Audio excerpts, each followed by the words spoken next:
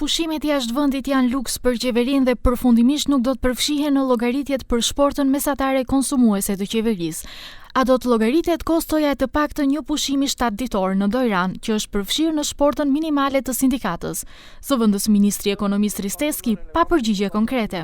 Nashata prosečna potrošačka košnička sigurno nema da koristi vopre smetkite akcizni stoki kako što se alkohol, cigari, letuje u inostranstvo i така натам, бидејќи тоа го сметаме за луксус. Никој не го скратува правото на одмор, но сепак одењето странствен одмор, мислам дека тоа секој граѓанин во Република Македонија, во зависност од своите својот стандард и личен стандард и можности, може да си го обезбеди или не, меѓутоа сметаме дека не е еден од податоците кои треба да влезат во пресметувањето на просечната потрошувачка кошница. Shporta mesatare e konsumit është gati dhe do të publikohet javën e ardhshme dhe deri në fund të këtij muaji duhet kaloj edhe në Këshillin Ekonomik Social.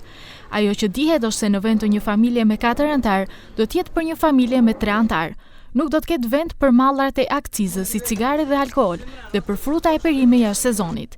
Risteski nuk tregon detaje. Ai thotë se shporta deri më tani ishin të destinuara për të bërë politik, ndërsa e reja do të mbronte standardin jetësor të qytetarëve. Ekonomistët mendojnë se ajo duhet të dalë nga të dhënat zyrtare të Entit Shtetror për Statistikë.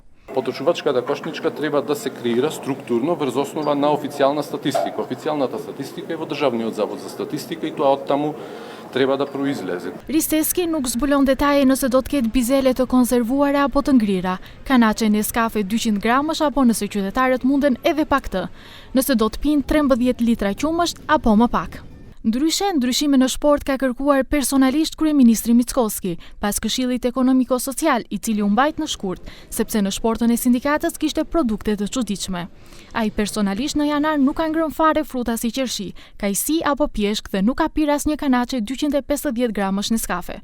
Për ministren e financave Koçoska, bizelet ishin kontroverse, pse të jenë të konservuara jo të ngrira, por edhe 13 litra qumësh në muaj sepse ajo nuk shpezonte aq shumë.